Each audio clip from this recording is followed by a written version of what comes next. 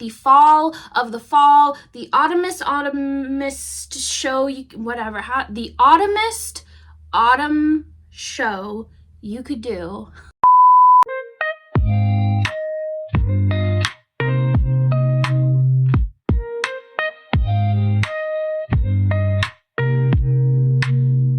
Hey guys, what's up? It's Ashley. Welcome back to my channel, and I'm here today with another, if you watch this, read this, but this time it is going to be a cozy fall version.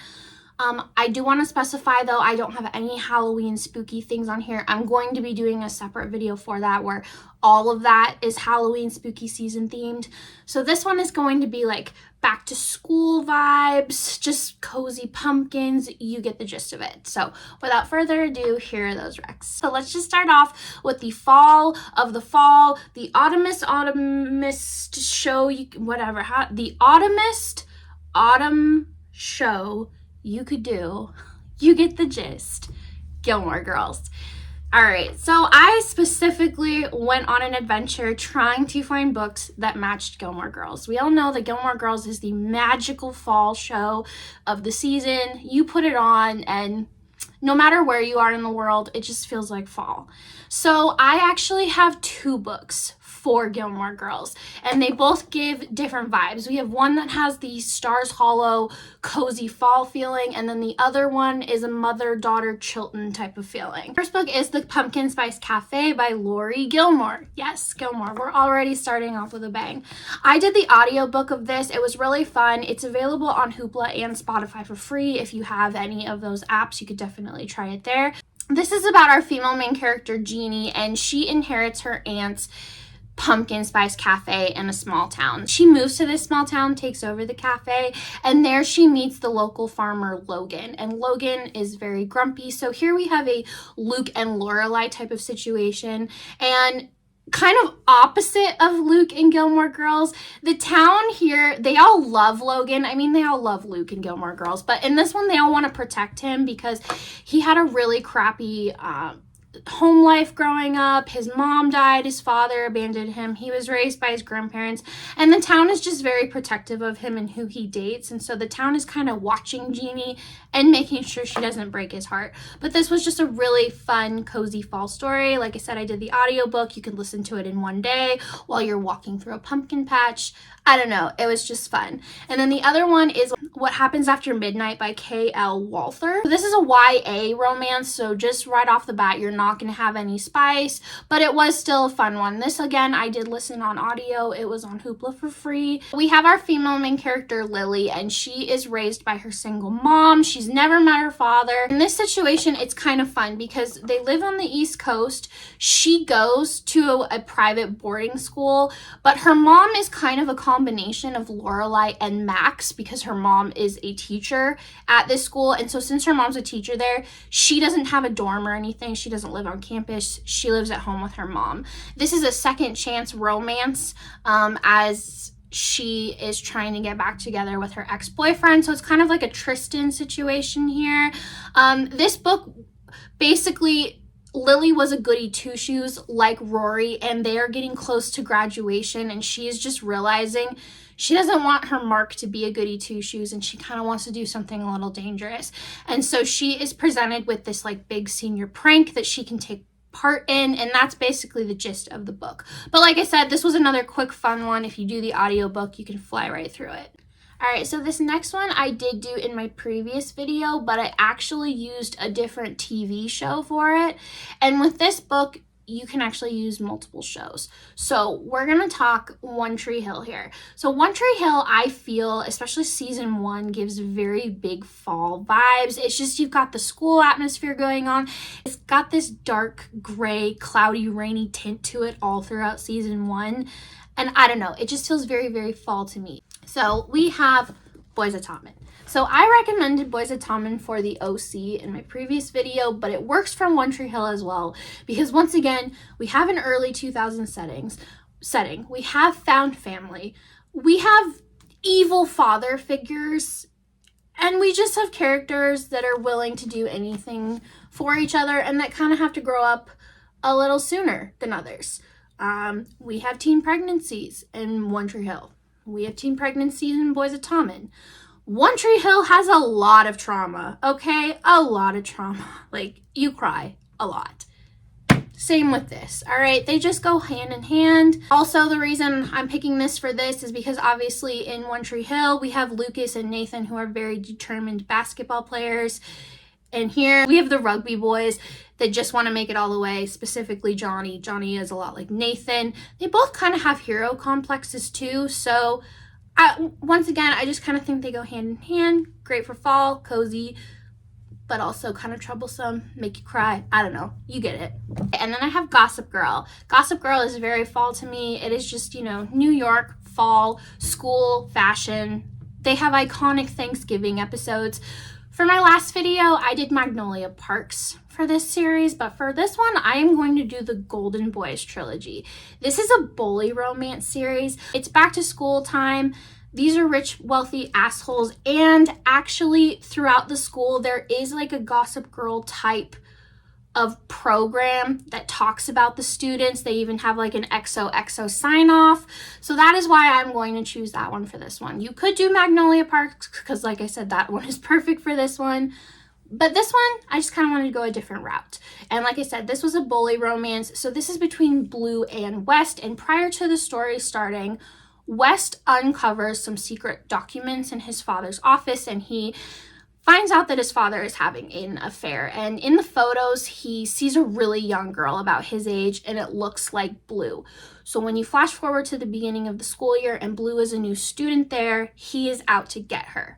But like I said, with the whole school, like, secret Gossip Girl thing going on in the background, I don't know. It was just perfect for this one. And then we have Mean Girls. For me, Mean Girls is the ultimate back-to-school movie. All right, you got drama, you have the school year, you got Halloween parties, you got it all. So I recently read The Yearbook by Holly Bourne, and this is a YA novel, but it was really, really fun.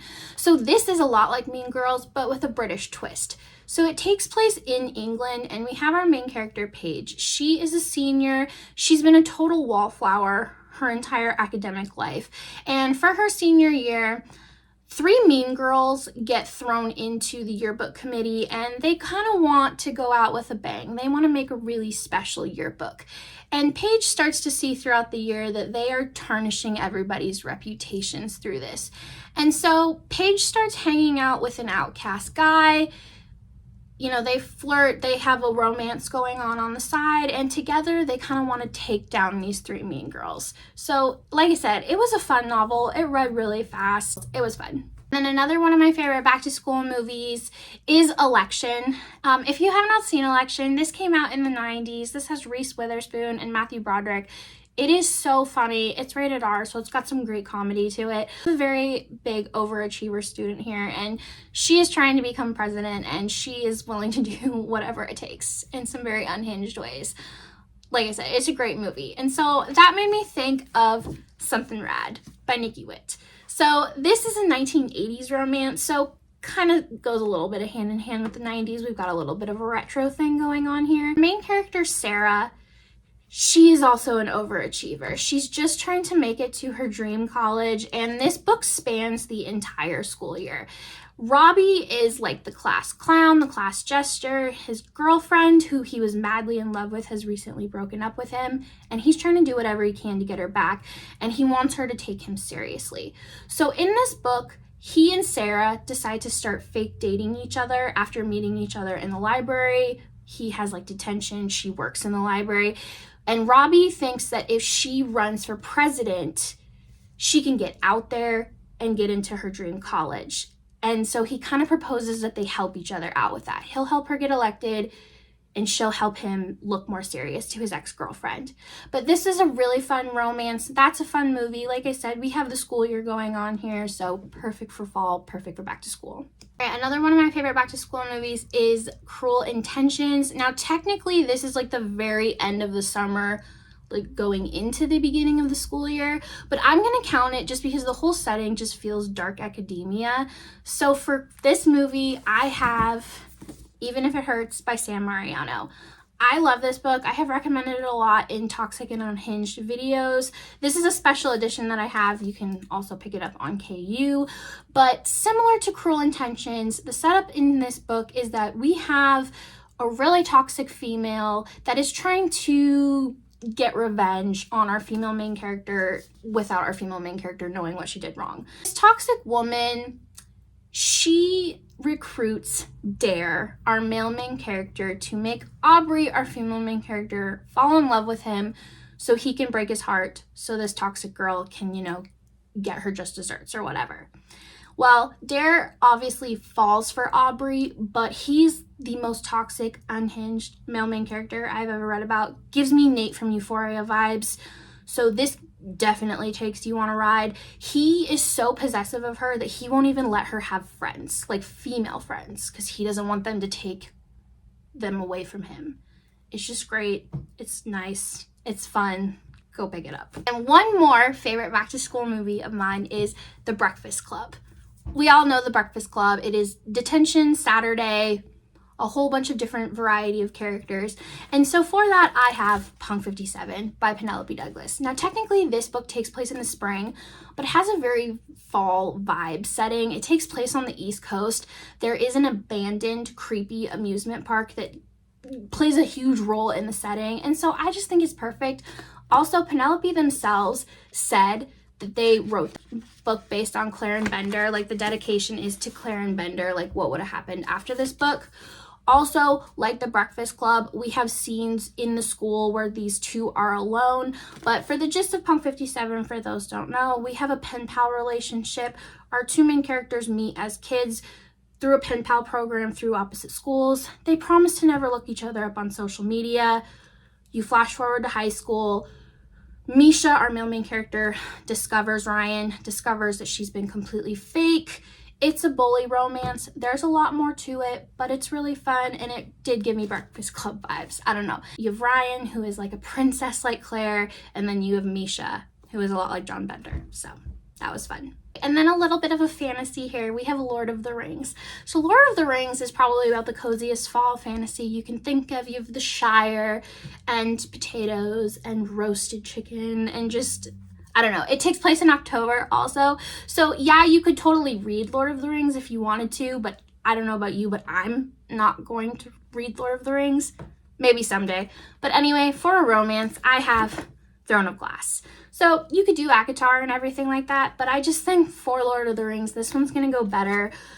Like the Lord of the Rings movie trilogy, the main characters, they all get separated and they all have their own journeys going on, and that is exactly what goes on in the Throne of Glass series. The Throne of Glass series really spans and turns into a whole large thing, but the overall gist of it is that you have one main evil person corrupting the realms and the lands and just trying to take everything for themselves. And then you have all of your elves or your fae, all of your different creatures coming together to try to rid that world.